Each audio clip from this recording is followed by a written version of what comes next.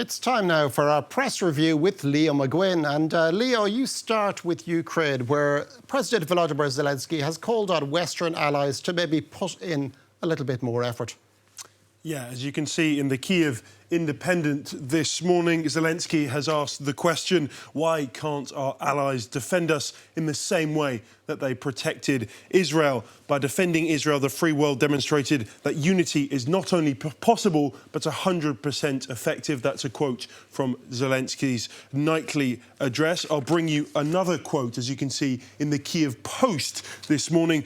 Give us what we need and we will do the rest. That's from Foreign Minister Dmytro Kuleba, saying that even if allies can't act the same way as they did in Israel, at least give them the tools to do it themselves. Politico have this morning, blasting what they call double standards, Western double standards. They say that the show of airborne prowess by Western allies and their partners in the Middle East, which included Russian fighter jets to knock down missiles and drones headed towards Ukraine, proved the effectiveness of Israel's missile defence system when combined with some of the world's most advanced aircraft. But it also pointed to a yawning difference in the way Western powers treat Israel compared to Ukraine. So why can't Kyiv's partners do exactly the same in Ukraine? Well, that's the question that was posed to UK Foreign Secretary David Cameron on LBC yesterday, a London-based radio station. Host Nick Ferrari asked why the RAF couldn't act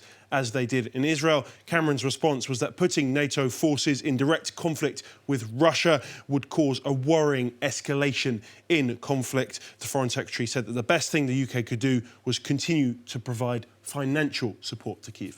Now, speaking of financial support to Ukraine, funding from the US looks like it could be inching a little bit closer to actually materialising this time. Yeah, a $60 billion aid package to Ukraine has been stalled for months now, although, as you can see in the New York Times, Speaker Mike Johnson said on Monday that he planned this week to advance a spending package to aid Ukraine and other American allies. But I want to bring you this, which is in the Washington Post, which says that Ukraine's attacks on Russian oil refineries have deepened tensions between Ukraine and the US.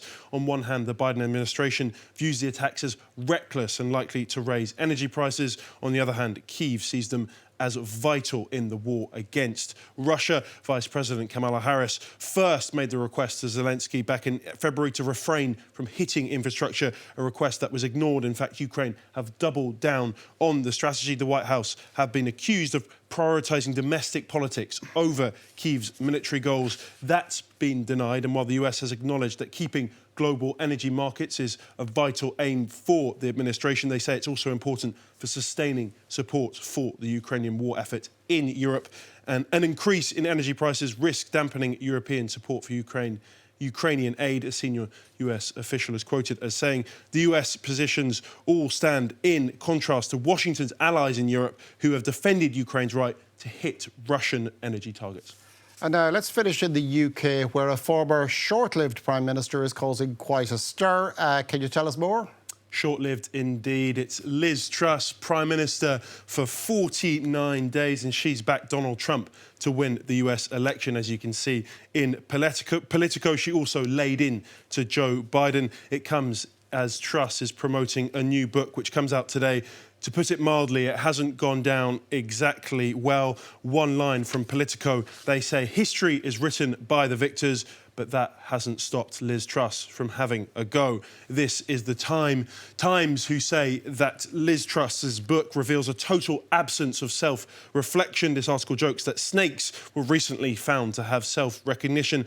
At the other end of the league table are sea lions, jackdaws and the mercifully endangered species commonly known as Liz Truss. The book goes into details of her failed time at Downing Street, which she says would not be rated well on Airbnb due to all the fleas. She also discusses being the PM when Queen Elizabeth passed away. We learned that Truss's reaction to the death was, why me, why now? She also says she hasn't ruled out running for Tory leader, once again saying she has unfinished business. This Guardian article, I can't actually bring you, discusses her US ambitions. The American version of the book carries praise from two hard right-line senators, Ted Cruz and Mike Lee, both vocal enemies of Biden. She also claims to be leading a revolution against globalism, socialism and the liberal establishment. Well, let us hope that, if nothing else, the book is at least an entertaining read.